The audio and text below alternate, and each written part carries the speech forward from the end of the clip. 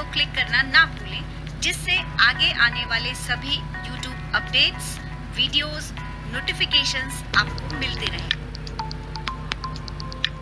Hello दोस्तों, नमस्कार। स्वागत है एक बार फिर से आपका हमारे YouTube चैनल के अंतर्गत। देखिए दोस्तों, जैसा कि आपको पता है आज आखा तीज का त्योहार है और इसी दिन को बीकानेर राज्य की स्थापना की गई थी। और बीकानेर राज्य की स्थापना करने वाले जो शासक है वो जोधपुर रियासत से संबंधित है। जोधपुर के राव जोधा के पुत्र बीका के द्वारा बीकानेर की स्थापना की गई थी। तो चलिए दोस्तों, बीकानेर के इतिहास के बारे में हम आज चर्चा करते हैं। तो बीकानेर के इतिहास के बारे में देखिए दोस्तों, सबसे पहले बीकानेर की स्थापना किस प्रकार से हुई, इससे संबंधित एक स्टोरी, एक कहानी कहा जाता है दोस्तों। इस प्रकार की बातें बताई जाती है कि राव बीका के द्वारा राव जोधा के दरबार के अंतर्गत अपने काका कांदल के साथ कुछ वार्तालाप किया जा रहा था, जिसकी वजह से जो शासक है जोधा वो नाराज हो जाते हैं, तो उन पर कुछ टिप्पणी कर देते हैं। इस टिप्पणी के कारण राव बीका नाराज हो जाते हैं और वो गढ़ छोड़कर वहां से आ जाते हैं। इसके बाद में उनके द्वारा ये बोला जाता है कि हम यहाँ पर तो अब नहीं रहेंगे। इस प्रकार से वहां से आके देशनों के आसपास करणी माता से उनसे क्या होती है, मुलाकात होती है और उनको इस पूरे इवेंट के बारे में बताया जाता है। तो उसके बाद में करणी माता के सजेशन से उनके द्वारा बीकानेर क्षेत्र के आसपास 1465 के अंतर्गत एक नए राठौड़ राज्य की स्थापना की जाती है।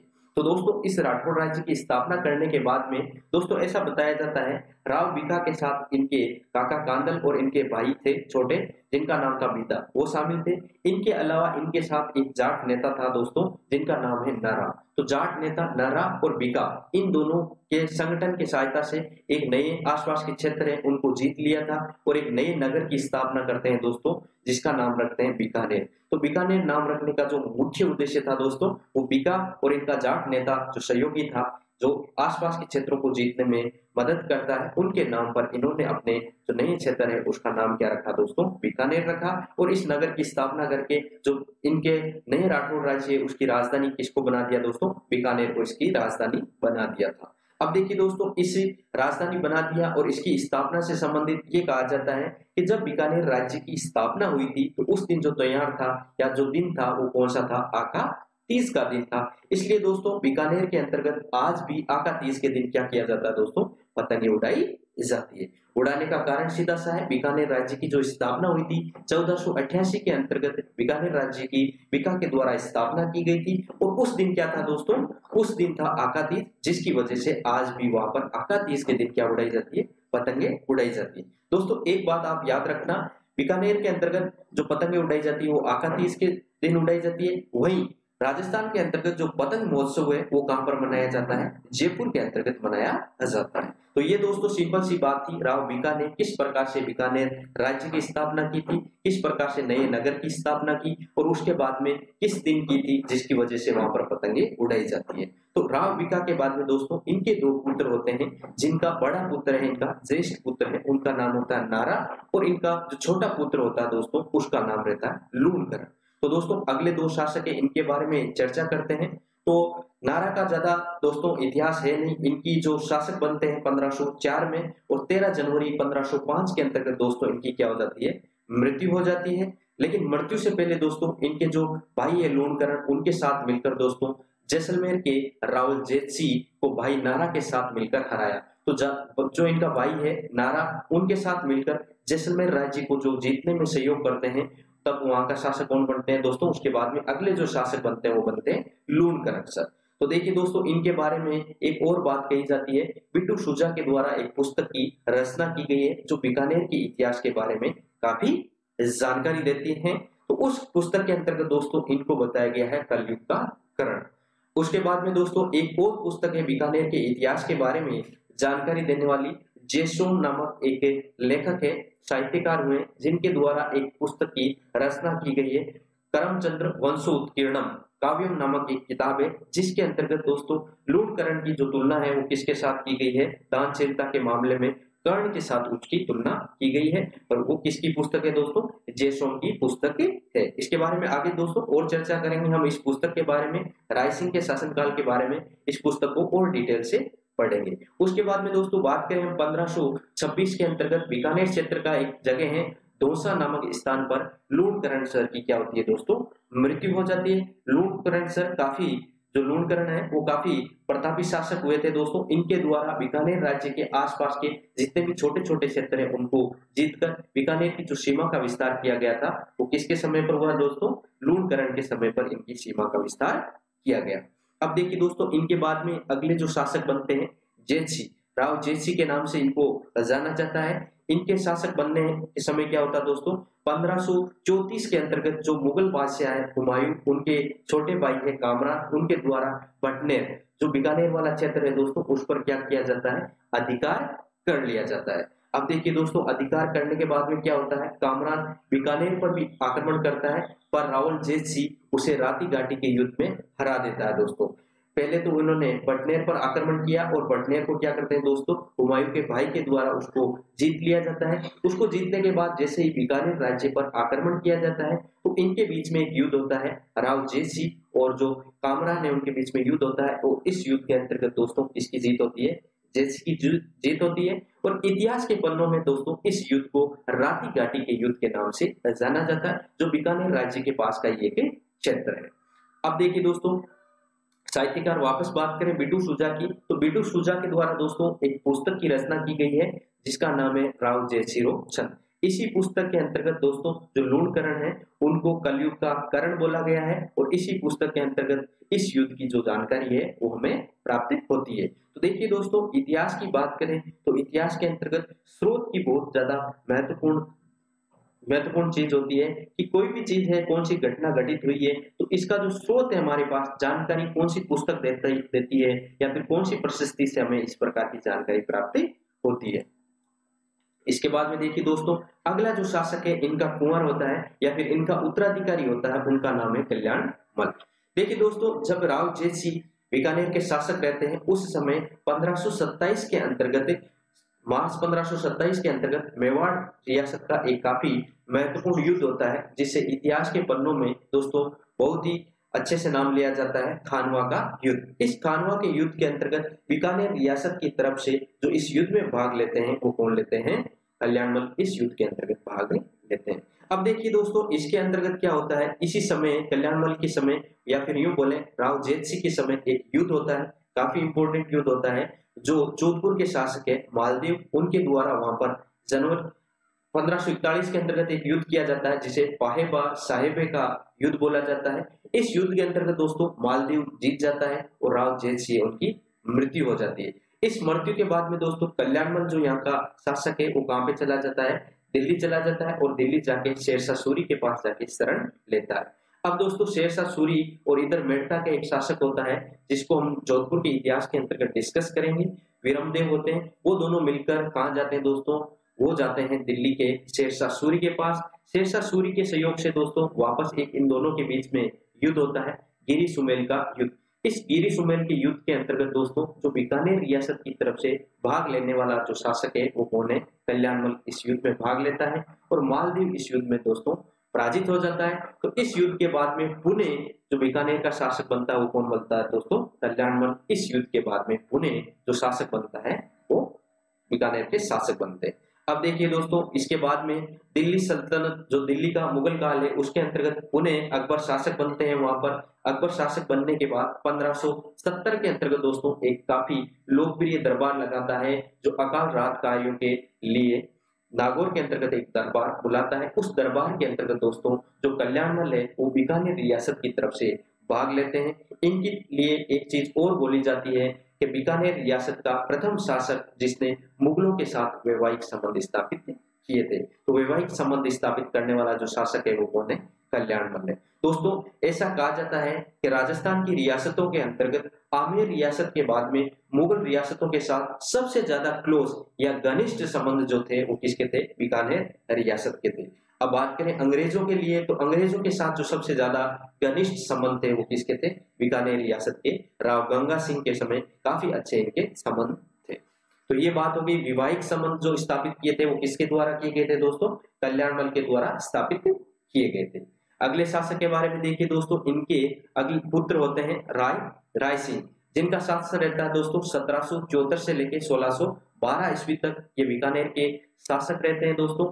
इनके शासन से पूर्व दोस्तों अकबर ने इन्हें 4000 मनसबदार बनाया और जहांगीर के समय 5000 का मनसबदार इनको बना दिया जाता है। दोस्तों इससे पूर्व एक और घटना होती है 1572 ईस्वी के अंतर्गत। क्या होता है दोस्तों, जो अकबर है, अकबर के द्वारा इनको जो प्रशासक बनाया जाता है वो कहाँ का, जोधपुर रियासत का प्रशासक बनाया जाता है। फिर उस समय जो हमारे बीकानेर के जो राजा होते हैं, शासक होते हैं, वो कौन होते हैं, कल्याणमल होते हैं। कल्याणमल के शासनकाल के दौरान 1572 में अकबर के द्वारा जोधपुर का जो प्रशासक नियुक्त किया जाता है वो किसको किया जाता है, राय सिंह को किया जाता है। और दोस्तों अकबर के द्वारा इनको एक उपाधि दी जाती है जिसको महाराजा की उपाधि के नाम से जाना जाता है। दोस्तों इनके द्वारा राय सिंह का इतिहास कुछ ज्यादा ही अच्छा माना जाता है। काफी शक्तिशाली और प्रतापी शासक थे जिनके लिए बोला जाता है 1572 में इनको जोधपुर का प्रशासक, उसके बाद में 1573 के अंतर्गत दोस्तों गुजरात के अंतर्गत एक विद्रोह होता है, मिर्जा बंधुओं का विद्रोह। तो उस विद्रोह का दमन करने के लिए अकबर के द्वारा किसको भेजा जाता है दोस्तों,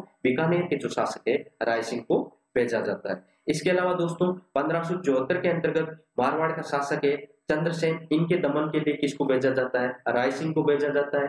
और एक हम दंतानी का युद्ध पढ़ते हैं दोस्तों, या फिर राव देवड़ा सुल्तान के बीच जो युद्ध होता है उस युद्ध के अंतर्गत जो दमन करते हैं उसके अंतर्गत कौन आते हैं, राय सिंह उसके अंतर्गत सम्मिलित होते हैं। उसके बाद में दोस्तों 1591 में खान खाना की सहायता के लिए ये कंधार जाते हैं। 1593 के अंतर्गत ये ठट्टा अभियान होता है, वहां पर दानियाल का जो दमन करते हैं, वो दमन करने वाला जो शासक है बीकानेर का वो कौन होता है, राय सिंह होते हैं। तो इस प्रकार की कुछ घटनाएं, काफी इंपॉर्टेंट घटनाएं जिसके अंतर्गत दोस्तों योगदान होता है वो किसका होता है, बीकानेर के शासक राय सिंह का योगदान होता है। 1574 में चंद्रसेन जो मारवाड़ के देवड़ा सुल्तान का दमन करते हैं। उसके बाद में दोस्तों इन सारी घटनाओं से या फिर इनके काफी प्रतापी और खुश करने की वजह से अकबर के द्वारा इनको दोस्तों काफी परगने दिए जाते हैं। वो परगने 1577 ईस्वी के अंतर्गत अकबर के द्वारा 51 परगने राय सिंह को दिए जाते हैं। इनके अंतर्गत दोस्तों काफी इंपोर्टेंट परगने भी थे, जैसे हम जूनागढ़ की बात करें, जूनागढ़, शमशाबाद, नूरपुर, इस प्रकार के काफी परगने थे जो किसके द्वारा दिए जाते हैं, 51 परगने अकबर के द्वारा राय सिंह को दिए जाते हैं। अब देखिए दोस्तों यहाँ तक तो बात हो गई किस प्रकार से ये प्रतापी शासक थे। अब बात करते हैं, देखिए दोस्तों बीकानेर का जो शासक है राय सिंह, उनका किस प्रकार से विश्वास था, मुगलों का इनमें किस प्रकार से विश्वास होता है। तो इस बात को आप यहाँ से देखिए दोस्तों, जो खुसरो है उनके द्वारा विद्रोह कर दिया जाता है, जहांगीर के समय विद्रोह किया जाता है। तो इस विद्रोह का दमन करने के लिए दोस्तों जब जहांगीर राजधानी आगरा को छोड़कर जाते हैं तो उस समय जो राजधानी संभालने की जो जिम्मेदारी होती है वो राय सिंह को राजधानी आगरा संभालने की जिम्मेदारी सौंपकर जाते हैं। दोस्तों काफी बड़ी बात है, अगर कोई भी शासक है, अगर मुगल शासक किसी हिंदू शासक को वहां की राजधानी संभालने या नेतृत्व करने की जिम्मेदारी देती है तो इसका मतलब उनके अंतर्गत काफी विश्वास है, काफी घनिष्ठ संबंध है। तो दोस्तों इस प्रकार के इनके घनिष्ठ संबंध थे। फिर देखिए दोस्तों 1589 से लेकर 1594 ईस्वी के अंतर्गत जो बीकानेर रियासत है उसका जो जूनागढ़ किला है उस किले का निर्माण करवाया गया था। बीकानेर के जूनागढ़ में सूरजपोल के पास दोस्तों, सूरजपोल याद रखना दोस्तों, सूरजपोल के पास राय सिंह प्रशस्ति का लगाई गई है, जिसकी रचना दोस्तों किसके द्वारा की गई है, जैता नामक एक जैन मुनि के द्वारा राय सिंह प्रशस्ति की रचना की गई है। और ये रचना दोस्तों जूनागढ़ के जो सूरजपोल है उस सूरजपोल के दरवाजे के पास इस प्रशस्ति को स्थापित किया गया है। तो इस प्रकार से दोस्तों राय सिंह का इतिहास काल रहा था। इनके बाद में दोस्तों 1612 ईस्वी के अंतर्गत बुरहानपुर नामक स्थान पर जो राय सिंह है उनकी मृत्यु हो जाती है। तो इस प्रकार से इनके इतिहास का खत्म होता है। इनके बाद में देखिए दोस्तों इनके जो आगे के दो शासक बनते हैं राव दलपत, जिन पे जहांगीर का ज्यादा विश्वास न होने के कारण 1 साल तक वो शासन करते हैं। और उनके बाद में यहाँ जो अगला शासक है वो दोस्तों किसको बना दिया जाता है, यहाँ पर अगला शासक है इनके भाई शूर सिंह को अगला शासक बना दिया जाता है। अब देखिए दोस्तों यहाँ पर जूनागढ़ किले का जो निर्माण है वो किसकी देखरेख में हुआ था, करमचंद की देखरेख के अंतर्गत करवाया गया था। ये जूनागढ़ का जो किला आप पिक्चर देख सकते हो दोस्तों। अब इनके बारे में देखिए दोस्तों, मुंशी देवी प्रसाद ने राय सिंह को राजपुताने का करण कहा है और राय सिंह के द्वारा कुछ पुस्तकों की रचना की गई है, जिसके अंतर्गत दोस्तों राय सिंह महोत्सव नामक एक पुस्तक की रचना की गई है। इसके अलावा दोस्तों इनके द्वारा एक टिप्पणी की रचना की गई है, टीका लिखी गई है। टीका क्या होता है दोस्तों, किसी भी पुस्तक पर कमेंट्री जो लिखी जाती है या संक्षिप्त जो रूप लिखा जाता है उसे क्या बोला जाता है, टीका बोला जाता है। तो श्रीपति की एक पुस्तक है दोस्तों, ज्योतिष रत्नमाला। इस ज्योतिष रत्नमाला पर पाल बोधनी नामक जो टीका का लिखा गया है, वो टीका किसके द्वारा लिखा गया है? बीकानेर के शासक राय सिंह के द्वारा लिखा गया है। इसके अलावा दोस्तों, जैसा कि हमने पहले बात की थी, लूणकरण के समय हमने बात की थी कि करमचंद के द्वारा, जयसोम के द्वारा एक पुस्तक की रचना की गई है, करमचंद वंशोत्कीर्ण काव्यम। इस पुस्तक की रचना किसके दरबार में हुई थी दोस्तों? राय सिंह के दरबार में हुई थी। और इसी पुस्तक के अंतर्गत जानकारी मिलती है दोस्तों, राय सिंह को इस पुस्तक के अंतर्गत राजेंद्र की उपाधि दी गई है। किसकी उपाधि दी गई है दोस्तों? राजेंद्र की उपाधि दी गई है। किसको दी गई है दोस्तों? यहाँ पर जो बीकानेर के शासक है राय सिंह को इस पुस्तक के अंतर्गत जयसोम के द्वारा राजेंद्र की उपाधि दी गई है। अब देखिए दोस्तों, यहाँ पर इनका छोटा भाई है या फिर कल्याण सिंह का जो पुत्र होता है, उसका नाम है हमारे पास पृथ्वीराज राठौड़। तो पृथ्वीराज राठौड़ एक क्या होता है? काफी उच्च कोटि का कवि होता है। इसके अलावा ये एक विष्णु भक्त होता है। काफी विद्वान होने के कारण दोस्तों इसको अकबर अपने 9 रत्नों के अंतर्गत शामिल कर लेता है और इनके द्वारा काफी पुस्तकों की भी रचना की जाती है। और अकबर के द्वारा इनको उस समय जो झालावाड़ के अंतर्गत गागरोन का जो दुर्ग है, वो गागरोन का दुर्ग किसको दिया गया था दोस्तों? अकबर के द्वारा पृथ्वी सिंह राठौड़ को दिया गया था। अब देखिए दोस्तों, राठौड़ की प्रमुख रचनाओं के अंतर्गत एक महान पुस्तक आती है, वेली कृष्ण रुक्मणी। जैसा कि मैंने बताया, ये क्या था दोस्तों? विष्णु भक्त था और इनके द्वारा एक पुस्तक की रचना की गई थी, वेली कृष्ण रुक्मणी। अब इस पुस्तक के बारे में अलग अलग विद्वान इसकी तुलना करते हैं, अलग अलग स्टेटमेंट देते हैं। तो इस स्टेटमेंट के बारे में काफी एग्जाम्स के अंतर्गत पूछा जा सकता है। तो देखिए दोस्तों, दूसरा आर्डा एक महान जो अकबर के दरबार में एक महान लेखक हुए थे, उनके द्वारा कहा जाता है कि ये 5वां वेद और 19वें पुराण के अंतर्गत इसको शामिल कर दिया जाना चाहिए। मतलब इस पुस्तक की इतनी मान्यता बताते हैं कि इतनी अच्छी पुस्तक है कि हिंदू धर्म के अंतर्गत जो 4 वेद है, उसके बाद में 5वां वेद, इसको 5वें वेद का दर्जा दे दिया जाना चाहिए। इसके बाद में दोस्तों, कर्नल जेम्स टोड इसी पुस्तक के बारे में, पृथ्वीराज राठौड़ की जो पुस्तक है वेली कृष्ण रुक्मणी, इसके बारे में बोलते हैं इसमें 10,000 घोड़ों का बल बताया है। अब ये पुस्तक दोस्तों उत्तरी राजस्थानी के अंतर्गत लिखी गई है और इसके बारे में एक और विद्वान हुए थे, एलपी टसीटोरी। इनके द्वारा कहा जाता है दोस्तों ये डिंगल का कोरेस है। क्या है दोस्तों? डिंगल का कोरेस है। इसके बाद में दोस्तों आगे के 2 शासक बनते हैं। इनका शासनकाल, एक शासक है राव दलपत, जिनका दोस्तों ज्यादा मनमुटाव हो जाता है जहांगीर के साथ, जिसकी वजह से ज्यादा समय तक ये शासन नहीं करते हैं। उसके बाद में इनके जो अगले वाले जो शासक है, इनके भाई हैं सूर सिंह के द्वारा यहाँ का शासक, बीकानेर का शासक बना दिया जाता है, जिनका शासनकाल रहता है दोस्तों 1613 से लेकर 1631 तक ये बीकानेर के शासक रहते हैं। इसके बाद में देखिए दोस्तों, कर्ण सिंह का शासनकाल के बारे में देखते हैं कुछ। कर्ण सिंह को दोस्तों औरंगजेब के द्वारा एक उपाधि दी जाती है, जांगलदर बादशाह की इनको उपाधि दी जाती है। इसके अलावा दोस्तों इनके द्वारा एक साहित्य की रचना की गई है। तो कुछ अन्य साहित्यकारों के साथ मिलकर इनके द्वारा एक पुस्तक की रचना की गई है, जिसका नाम क्या है दोस्तों? साहित्य कल्पद्रुम नामक पुस्तक की रचना की गई है। इसके अलावा दोस्तों इनके दरबार के अंतर्गत एक दरबारी विद्वान हुआ करते थे, जिनका नाम है गंगाधर मैथिल। तो इनके द्वारा दोस्तों 2 इंपॉर्टेंट पुस्तकों की रचना की गई है, जो किसके दरबारी कवि रहे थे दोस्तों? कर्ण सिंह के दरबारी कवि थे गंगाधर मैथिल, जिनके द्वारा 2 किताबों की रचना की गई है, कर्ण भूषण और काव्य डाकिन। इस प्रकार से 2 किताबों की रचना की गई है। अब बात करें दोस्तों इन दोनों किताबों के अंतर्गत जो कर्ण सिंह है, उन कर्ण सिंह के अहमदाबाद अभियानों के बारे में चर्चा की जाती है। किस प्रकार से औरंगजेब के लिए अहमदाबाद के अभियान करते हैं, उस अभियान के अंतर्गत विजय प्राप्ति होती है, जिसकी वजह से इनको क्या दिया जाता है दोस्तों? जांगलदर बादशाह की उपाधि दी जाती है। इसके बाद में आगे देखिए दोस्तों, अनूप सिंह। तो अनूप सिंह, इसके बारे में देखिए, औरंगजेब ने इन्हें दक्षिण अभियानों से खुश होकर माही भ्रातृ की उपाधि दी थी। दोस्तों इसके अंतर्गत जांगलदर बादशाह की जो उपाधि है वो किसको दी थी? कर्ण सिंह को दी थी। और उनके पुत्र थे अनूप सिंह, जिनको दक्षिण अभियानों के लिए माही भ्रातृ की उपाधि किसके द्वारा दी जाती है? औरंगजेब के द्वारा ये उपाधि दी जाती है। उसके बाद में देखिए दोस्तों, संस्कृत के दुर्लभ ग्रंथों को अनूप पुस्तकालय के अंतर्गत संकलन जो करवाया गया था, किसके द्वारा किया गया था? अनूप सिंह के द्वारा इनका संकलन करवाया गया था। कुंभा के संगीत ग्रंथों का जो संकलन है दोस्तों, उसके लिए कार्य जो करवाया गया था वो किसके द्वारा किया गया था?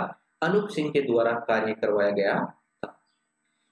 अब देखिए दोस्तों, बीकानेर के अंतर्गत दोस्तों हिंदू देवी देवताओं की मूर्तियों को एकत्रित करके, जो विभिन्न मूर्तियां हैं उन मूर्तियों को एकत्रित करके बीकानेर का जो किला है दोस्तों, जूनागढ़ का किला, उस जूनागढ़ के अंतर्गत 33 करोड़ देवी देवताओं का जो मंदिर बनवाया था, वो मंदिर किसके द्वारा बनवाया था?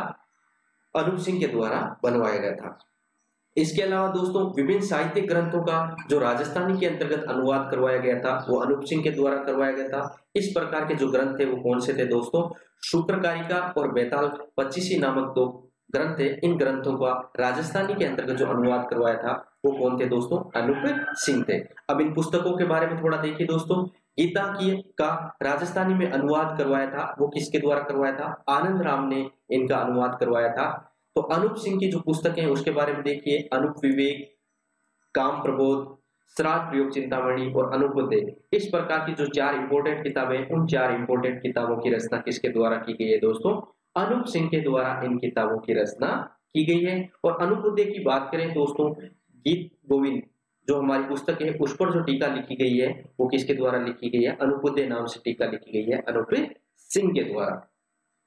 अब देखिए दोस्तों, इनके एक दरबारी कवि रहे थे जिनका नाम है भावभट्ट अनुभव। इस अनूप सिंह के क्या थे दोस्तों? एक दरबारी विद्वान थे और इनके द्वारा कुछ पुस्तकों की रचना की गई थी।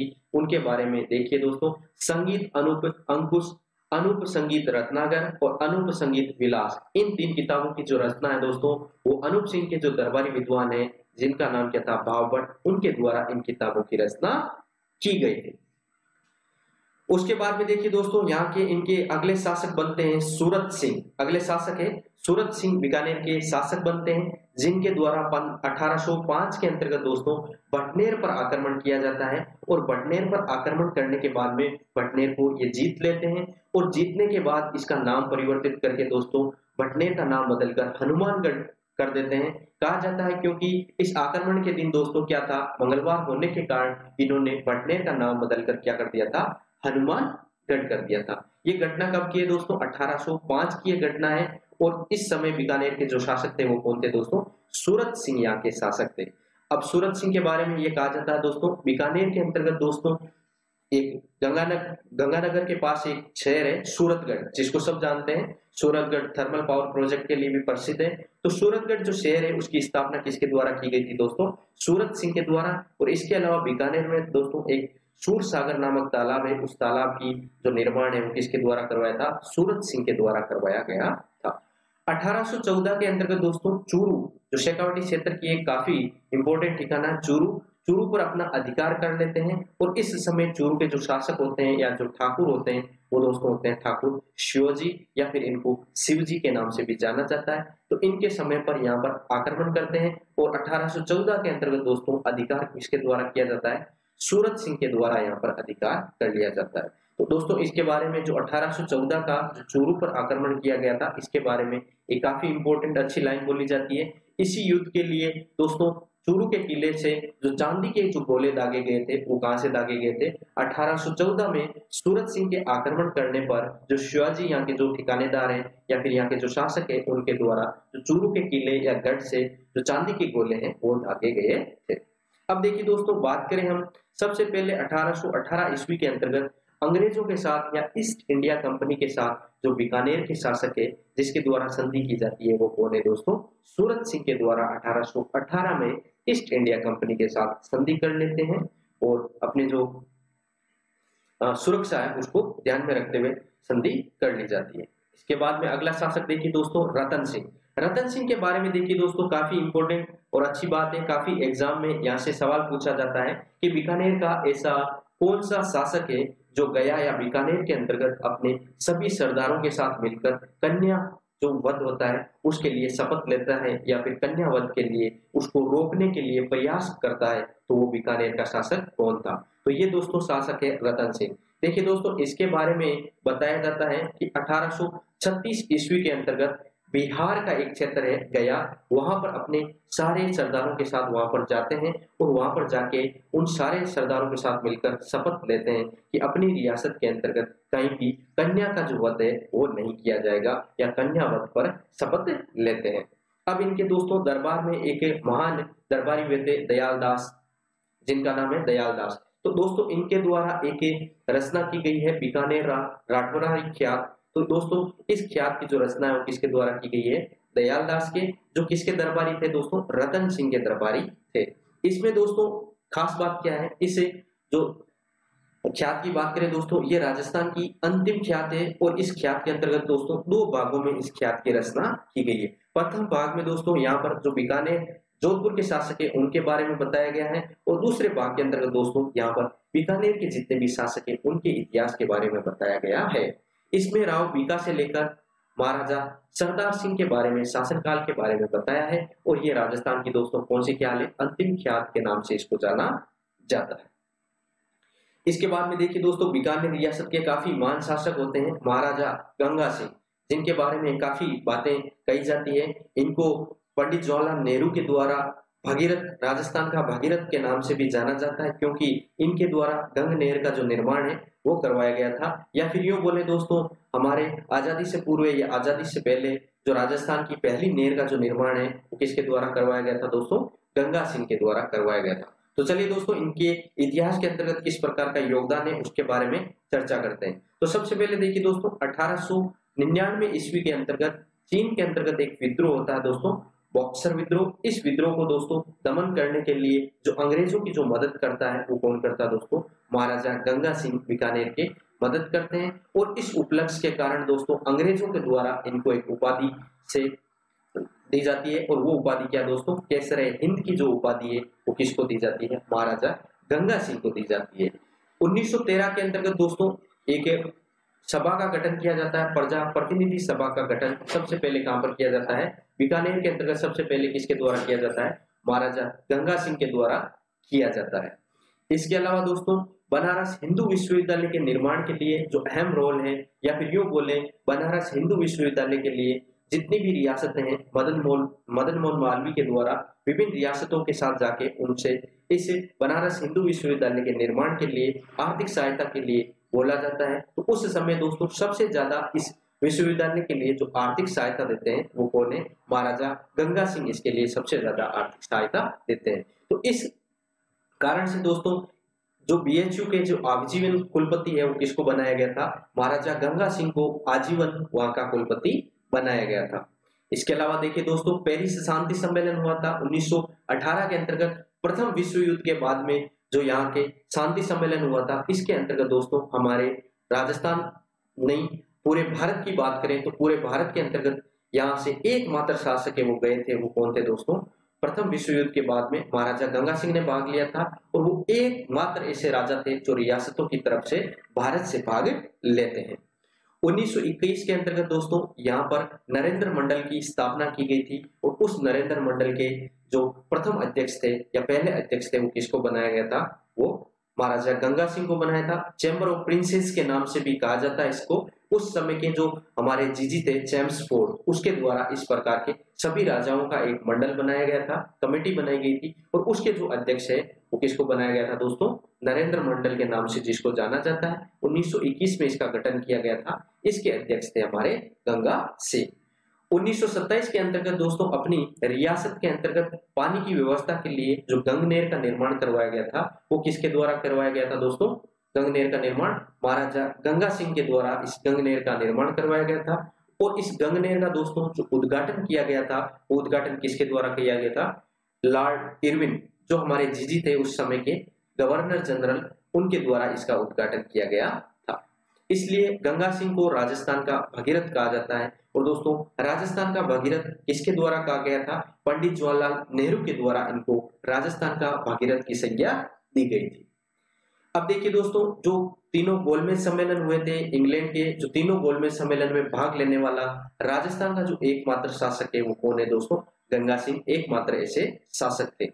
अब देखिए दोस्तों काफी इंपॉर्टेंट बात है यहाँ पर, जो महाराजा गंगा सिंह के द्वारा ऊंटों की सेना बनाई गई थी, क्योंकि दोस्तों पश्चिमी राजस्थान के अंतर्गत रेतीली जो जगह है वहां पर सैनिक पैदल काफी टाइम तक या काफी दूरी तक तय नहीं कर सकते। इसके लिए गंगा सिंह ने उस समय जो महाराजा गंगा सिंह है उनके द्वारा ऊंटों की एक सेना का निर्माण किया गया था और उस सेना का नाम रखा था गंगा रिसाला।